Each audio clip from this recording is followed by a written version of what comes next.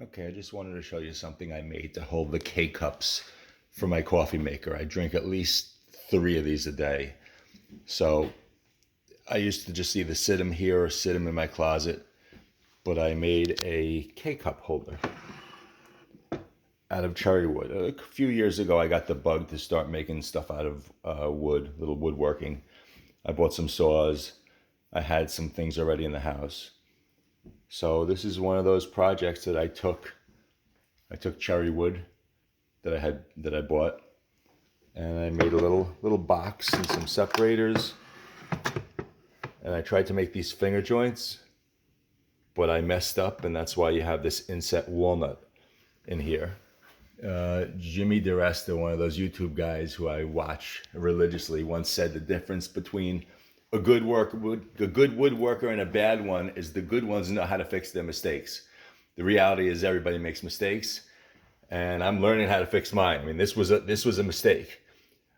I messed it up, and I could either throw away hours worth of work, or I inlaid each corner. I did, you know, all four sides, and then when I put the base in the bottom, I didn't realize when I cut it out, I was left with holes over here.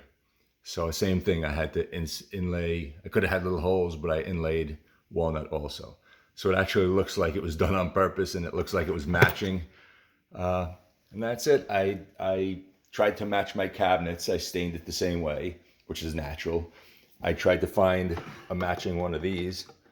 Close enough, you know, from 3 feet away, you can't tell. And my coffee maker sits on it.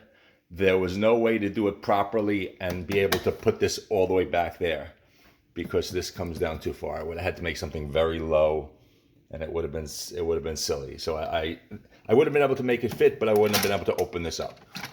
So I figured, you know what? I'll just either keep it forward, or I can actually face it directly like with the rest of the cabinets. Not sure what looks better, but I've had this out here for a while, and it's been working great.